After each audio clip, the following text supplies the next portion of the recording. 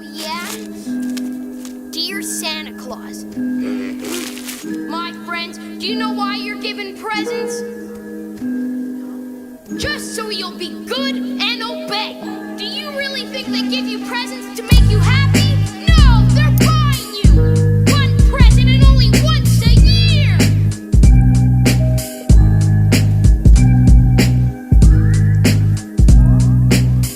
Down with Santa. Try to understand, Leon. He'll be so much happier with that lady. Yes, my friends, it's a lie. Santa Claus doesn't exist. What have I ever done to him? Have you ever wondered what it would sound like if you were able to condense everything that makes up the Christmas season into one concise musical number? Well, this show has that covered. Santa Claus, how do you know a billion toys all those little girls and boys dream about for Christmas night? How do you know that my bicycle, shiny like an icicle, will be yellow with a stripe? No wonder if I wonder where you go. So far away for many, many a day before your Christmas show in the snow. Oh, what a misty mystery. Santa Claus, I wrote a letter very long with a Merry Christmas song for my friends to sing along. And I know that very soon, all around the winter moon, Christmas stars will shine anew. Santa, Santa, I love you. The Secret World of Santa Claus is a French-Canadian cartoon that came out in 1997, was produced by France's Marathon Media and Canada's Cinegroup,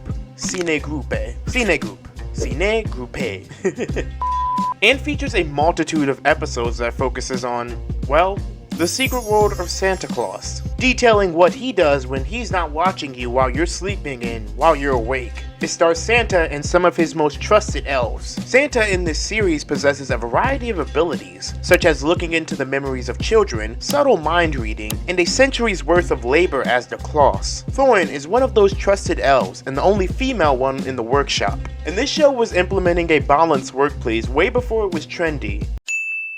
Thorin, like some of the other elves, has magical powers that could rival that of Santa Claus. She can go invisible for a temporary amount of time, she can fly, and she even translates any language, even the language of animals. That means that goes double translation for a German-speaking dog. There's Gylfi, who is the tallest but probably isn't the most mature. He's not a master elf, for crying out loud. Not like these two chads right here. When it comes to the covert mission these elves do, they usually leave Gylfi at the workshop. Unless, of course, they have to bring him. I don't know, Thorin is out sick with like the smallpox or something. Even then, I don't know if I would bring him. He'll only really slow them down. He doesn't even get any powers till the last episode. Talk about a late bloomer. The oldest of the elf trio is Jordy, who's mastered magic and is a total tech whiz. All of these skills and his refined, mature attitude is a subtle way of coping with his short stature, but being too short to ride any roller coasters at the Magic Kingdom, even the kiddie ones, doesn't really matter too much when you can turn into any animal or inanimate object in the world for as long as you want. Don't know why he didn't turn into something taller. There's also this polar bear named Balbo who hangs out at the workshop too.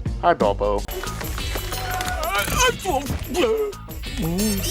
A lot of the times, the episodes revolve around what the bad guy Gruzzlebeard is doing to infringe on Santa's right to be jolly. Gruzzlebeard is Santa's next door neighbor in the north. And I bet you had no idea about this lore. He's an ageless troll who tries tirelessly to foil Santa's plans using his own henchman called Dudley, who is another troll.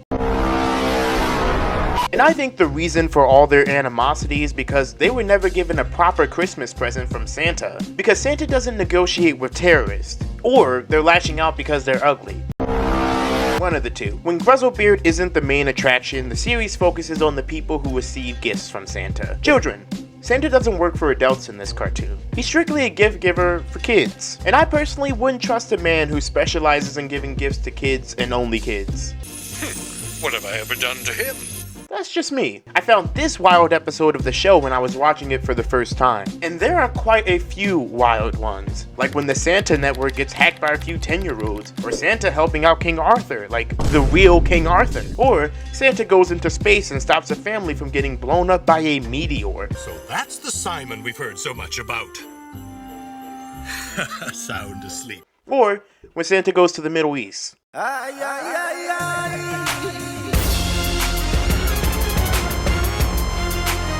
But this one, Leon's Christmas is a special type of weird. Do you really think they give you presents to make you happy? No, they're buying you! One present and only once a year!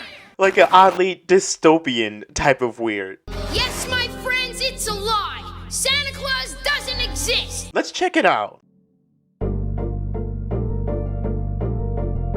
While in the workshop, the group gets this alarm and jets off, leaving the polar bear to fiddle with the heavy machinery. Never leave a bear to do the job of short magical creatures. The issue that happened to cause the alarm is that in a small city, the order of presents is way down. And when Jordy suggests it could be that they don't believe in Santa anymore, Santa loses his shit and nearly chokes on his waffle. How could they not believe in someone so clearly real? We find this kid, Humphrey, writing a letter to Santa in the privacy of his room when his douchebag brother walks in and crumbles up his letter. He was only a few seconds from lighting it on fire too. Nothing? Oh, yeah? Dear Santa Claus. Give me that! That's when their mom comes in and is like, stop fighting or I'll beat both of you up. And Leon whispers to his younger brother, I'm telling you, don't write to Santa. and if I find out that you did, I'm breaking your legs.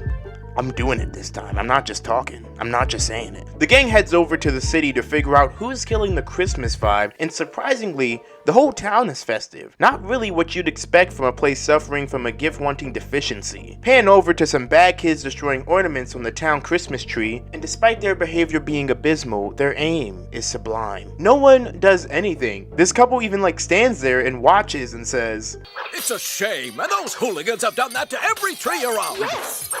The delinquents continue their vandalism, set to this track that just screams, I don't listen to my parents all the time. Sometimes.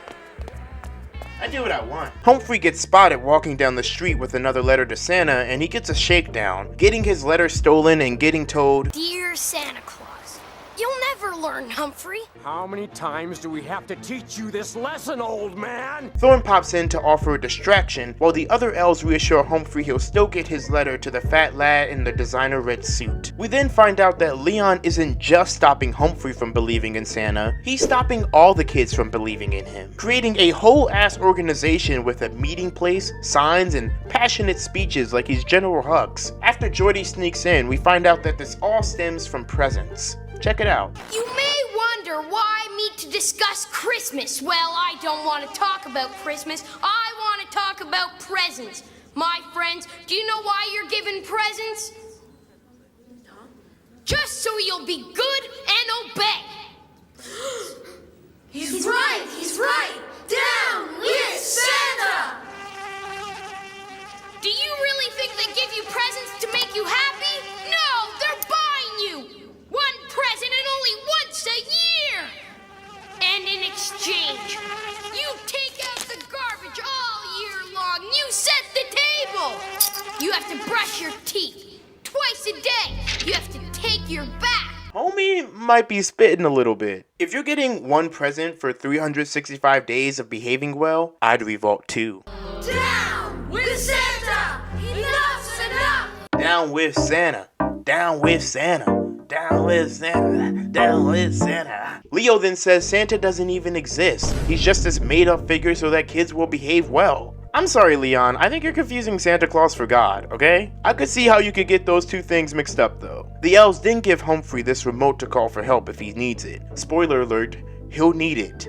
Down with Santa! Enough's enough! After a little research on this kid, they find out that Leon was supposedly going to send a letter to Santa, but it never got recorded. Never got recorded? Like the mailman didn't bring it? Or did someone at Santa HQ fuck up the only job they had? I don't know, dog. Maybe if you paid these guys in something more valuable than fruitcakes and nuts, they might work a little bit more successfully. Due to this logistical failure, now they have to head to the Well of Letters. That's where I keep all the letters that I've received since the beginning of time. Come with me if you like, it's always fun. The vastness of a place like this can't even be imagined. Hundreds of years of letters from kids all around the world, and this nigga doesn't even have any sort of file system. Like, use a zip file, get a file cabinet. Anything is better than this holiday edition of Hoarders. They find Leon's letter in the bottom of the pit all alone. This is exactly why you need a better system. That could have prevented this. Because there's no reason a letter sent in the last decade should end up below the letters made before the birth that Christmas is all about even happened. Anyway, here's the traumatic backstory of Leon. Leon had adopted a dog named Lenny, but his parents grew tired of it, and so they gave it away to someone else. My mother's given Lenny to a lady who lives near the big park. Man, I would really like to see this traumatic event happening. If only we could open the digital memory viewing program. Try to understand, Leon. He'll be so much happier with that lady. Mrs. Tarrant really likes him, and she lives right near the big park.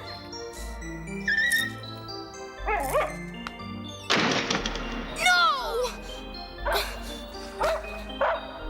So what he wanted was his dog Lenny. Well, I see why he's so mad at me. What the hell, lady? This dog wasn't sick, not taken care of, or anything like that. Leon had adopted a dog named Lenny, but his parents grew tired of it. This mom of his was just like, your dog would be happier with someone else. I'm giving him up. I don't care how emotionally scarring that'll be for you. Suck it up. This is what Christmas is all about. Santa Claus, how do you know a million toys are... Alright, so now the plan is to find the dog and give it back to Leon. The first stop is the park, to see if that lady is walking her dog, then snatch him up the same way Leon's dog was taken away by his mother. And turns out, Lenny the dog ran away, and just in time because this woman says, Oh, yes, Lenny. Well, he ran away from us, wouldn't you know, poor baby. And we treated him so well. Oh, he's been gone for a week now, and just when we were going to dye him pink. have you ever seen a happy dog dyed a certain color? If teen dramas have taught me anything, drastic changes to the hair only come from traumatic events. And I assume it's the same for dogs too. And who knows what kind of traumatic history you have to have if you want to dye your dog's hair. Look at this lady's dog. Look at this lady's house. Alright, the house is actually pretty rad. I take it back. Unable to find Lenny the old-fashioned way, Jordy tries something a little different.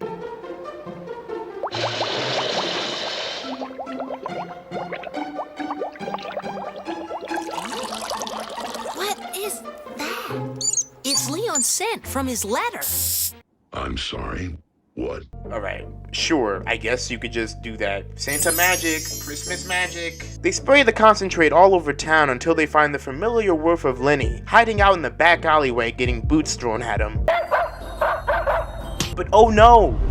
The dog catchers. I don't know why Santa just lets this happen instead of shooting some magic blast at these guys or something. Have one of your elves turn into a dragon or a gun. We tune back into the anti-Santa society where the plan has escalated to something kind of awful. My friends, I found a way of hitting back and getting rid of the Santa Claus lie forever. The night before Christmas, we're all gonna run away from home. Our parents won't know what to do. That'd be a pretty horrifying thing to wake up to as a parent. Merry Christmas, your child's missing. In the midst of all this, Humphrey was attempting to spy on them but gets himself spotted. He's about as stealthy as a pair of jingle bells. The kids chase him, and my guess is they're gonna stomp him out when they get a hold of him. No witnesses, right? This is horrifying. Look what taking your kid's dog forcefully away from them can do. It warps their psyche. It turns them into a goddamn activist. At the pound, this dog catcher is the worst. If everyone that ever lost a dog wanted to claim it back, I'd never sit down. But there's nobody here but us. I've heard that argument before. What does he mean? You totally would though. Not everyone would want to stray, and if someone says that that's their dog, wouldn't you like give it to them? Why would you keep it? Why would you just have it there infinitely? Maybe I don't know how dog catching works, but this feels wrong. Right before the boys are gonna throw Humphrey off of the roof, Santa shows up. The kids, mystified by this unusual sight, can't fathom it being anything but the real Santa Claus. That's just publicity for some big store, I bet. In fact, I'm sure of it. Wow, that's really great publicity. It isn't until he's reunited with his dog that he believes that this is the real Santa Claus. And with that, he's out of his angsty phase and dissolves the anti-Santa society. And the vandalism around here comes to a swift end. That sucks. I did enjoy this part. I think this kid totally deserved to get his dog back. But his mom, she deserves something too. Common sense. But unfortunately, Santa doesn't work for adults, so she'll stay an idiot. And probably give the dog up after this episode's over.